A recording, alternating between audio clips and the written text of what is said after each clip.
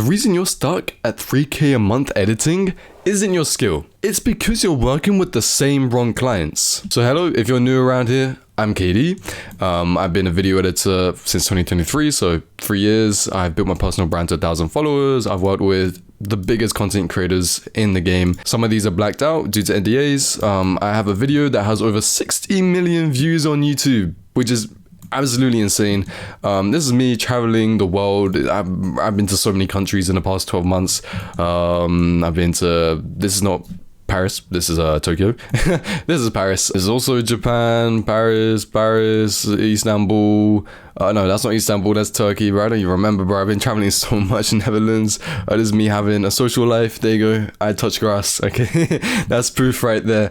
But yeah, honestly, it doesn't have to be traveling. Like I enjoy traveling. I love it. You know, it's a thing to do. But you know, that money can get you so many different things. It can get you your dream car. It can get you your dream house. It can give you financial freedom. It's incredible what editing can do.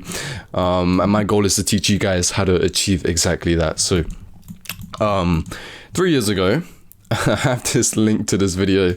I was thinking if I should actually play this or not, but here we go. So as you can see, I'm a completely different person here to the way I look now, but let me full screen this. So I'm just gonna play this and just let it sit with you.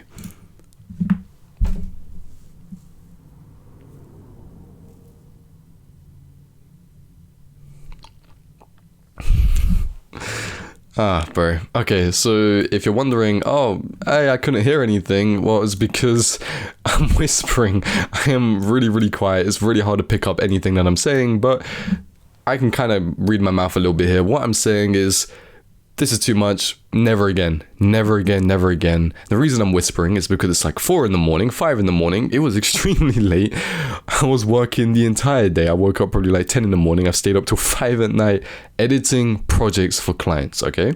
I was someone that used to take on more work, more clients to try and earn more, right? My mentality back there was work more, have more clients, have more projects, always be fully busy, and you know, I'll make those 10K. I'll eventually hit that 10K. That's so difficult to hit, right? But of course, that isn't true. Nowadays, I only work 4 hours a day and make easily over 10K a month, right? So obviously, I didn't have the right strategy in place. I didn't have the right mindsets in place. I was burnt out, stressed, very much stressed, bro. No, I'm not gonna just pull out my hairline, but it's pushing back a little bit, so I've been having to work on that. But I've been struggling to commit to life goals.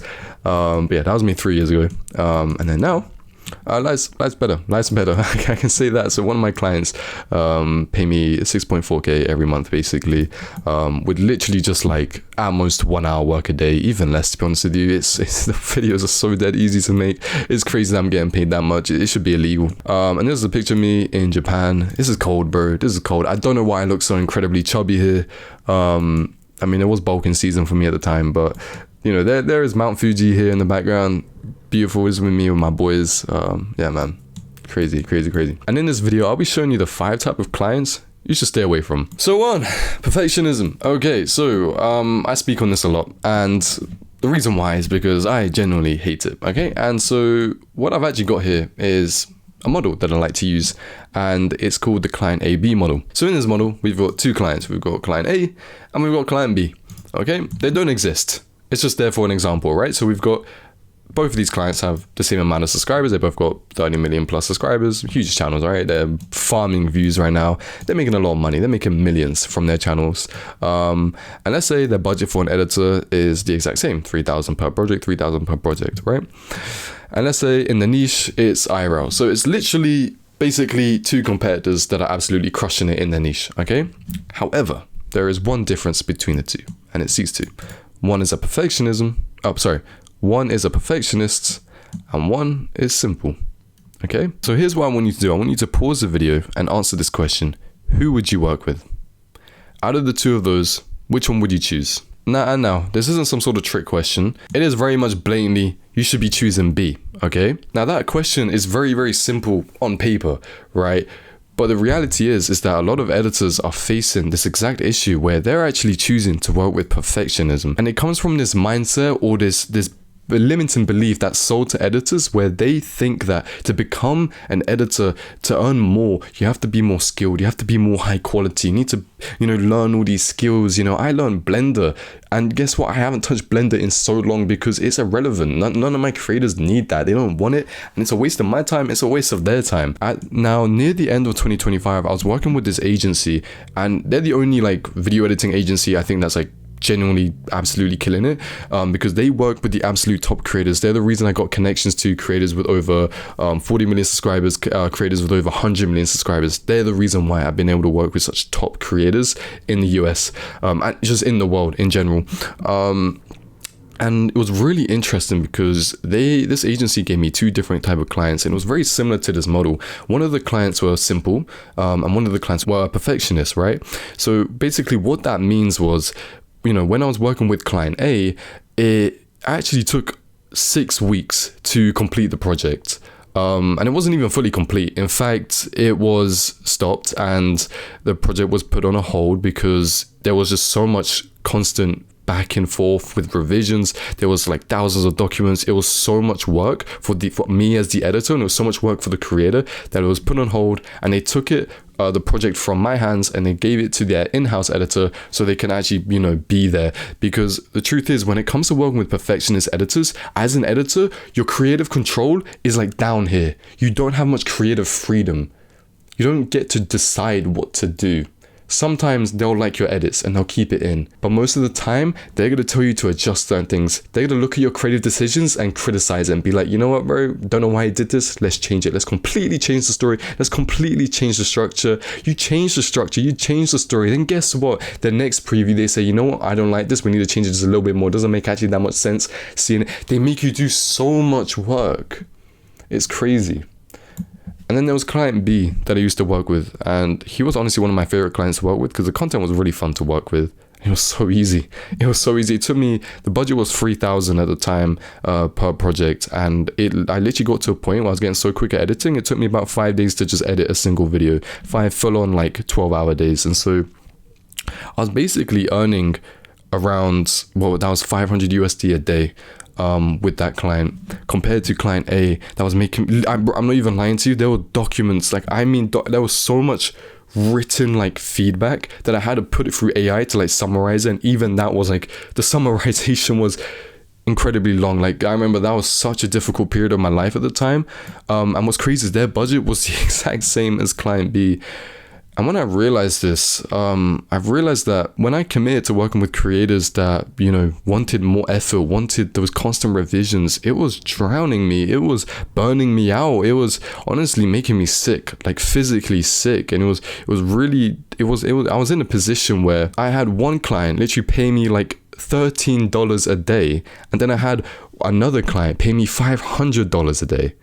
And I'm looking at both of these and I'm like, there's clearly something going wrong with my approach. And so this is why I say perfectionist clients has its time and place, but it's only ever should be short term at max. I personally, I'm just against working perfectionism, and the only times I allow myself to work with perfectionist clients is if I can just get that one-off project with them, which then when that project is complete, I can then put them in my portfolio for that, credibility sake, which then allows me to get even more clients, right? So that kind of I sacrifice some money, some time, but that investment leads me to a better portfolio with more credibility and such. So for those times I allow it, but within that story that I just, taught you guys, I hope you kind of understand that difference is crazy. They literally, both of these creators in the same niche, they were paying me the exact same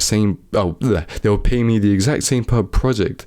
Yet one creator had so much more of an expectation from me than the other one. The other one barely, they gave me around 100 revisions at most, and it was super easy revisions. And the other creator was sending me thousands. It was so much work, literally 6 weeks of work compared to 5 days of work. You can tell how much of a difference that is.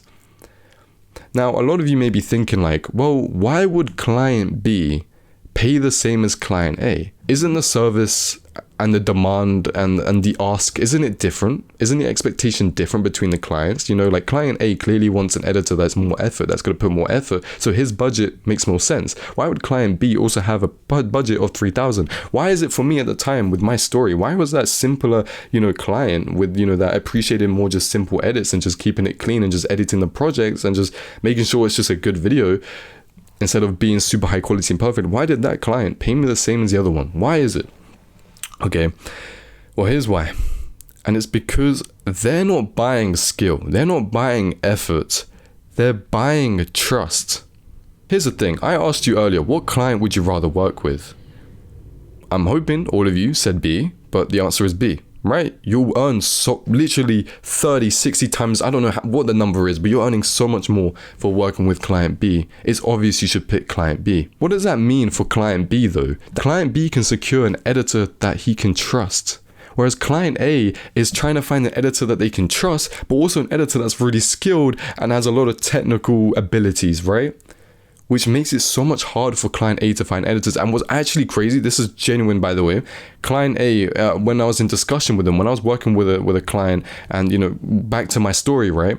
They were really struggling with posting more and more content consistently because they were struggling to find that right editor, because it's almost impossible to find an editor that one you can trust, has good communications, reliable, is the editor that can literally help you run your business, but is also really skilled. It's so hard to find an editor like that, right? Which is why their business wasn't running as well as client B. Client B was having a much nicer time. Their budget was literally the same and they're looking for so much less. They're just looking for an editor that they can trust. Right? You don't need that much skills to work with client B. All right.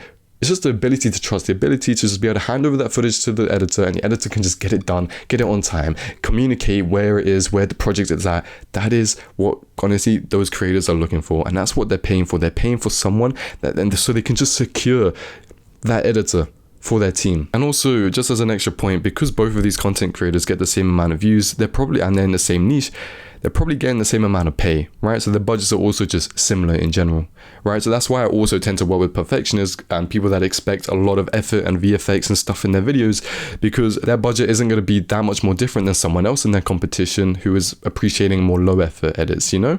It kind of goes hand to hand, you know? You can't expect higher effort video channels to pay more. It just does not correlate. And I feel like if that's one thing that I want you to take away before I move on to the next step, just avoid working with channels that are super high effort. It will drain you. They're not going to pay you more than the simple ones. Trust me on that one. So next, a little bit of a shorter one. Rev share clients, right? So to answer I don't get these often, but just avoid them.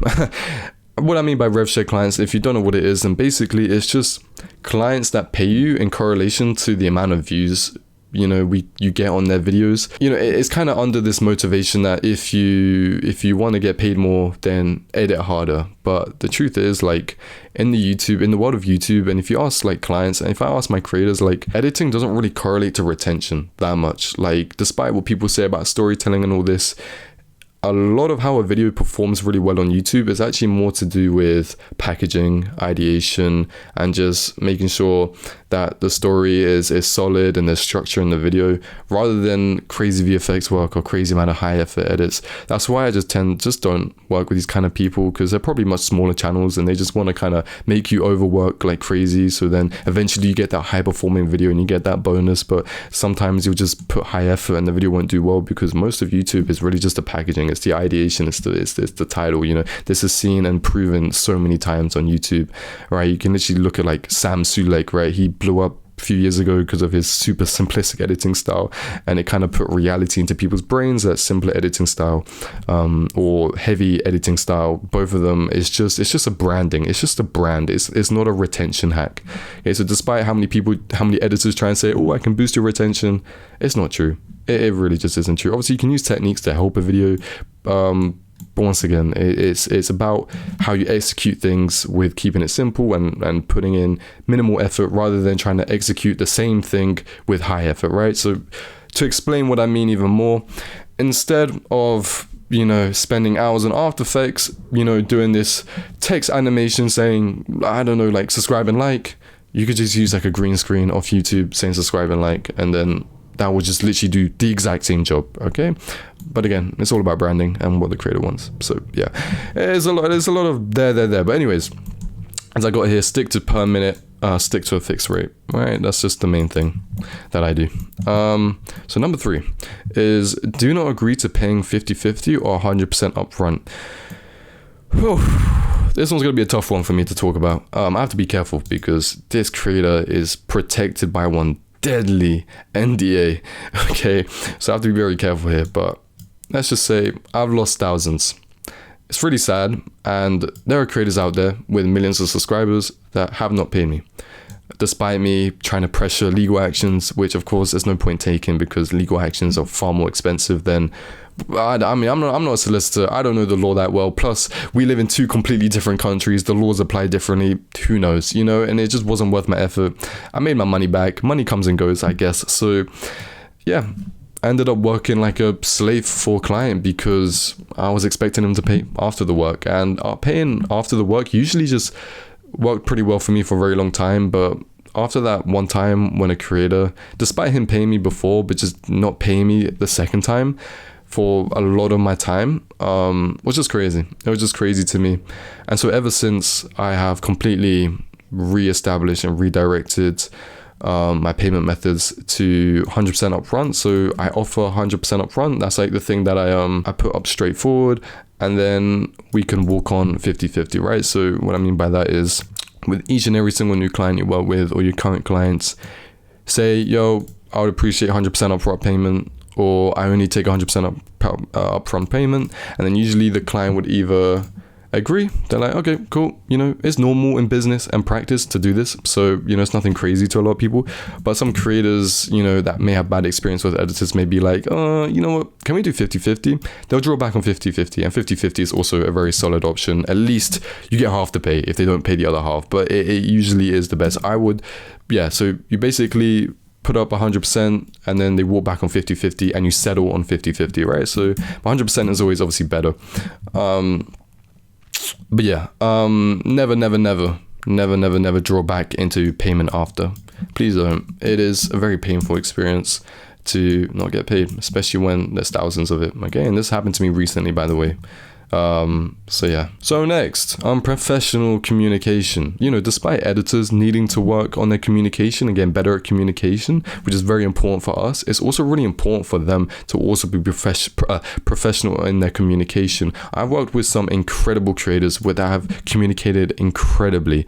But there's also creators out there, despite having a huge following, that don't communicate as well, and honestly can be seen as really, really rude. You know, I've had creators like review my video that I spent some time on, and they're like, yo bro, this is absolutely awful, I don't know what the hell you're doing with this edit, but I'm too busy, so I can't really leave feedback. You know, he was saying, yeah, I want you to make your creative choices, you know, I want you to have creative freedom and do what you want, but then I do what I want, and then he's like, nah, I don't like it, can you fix it? And I'm thinking like, okay, then what do you want?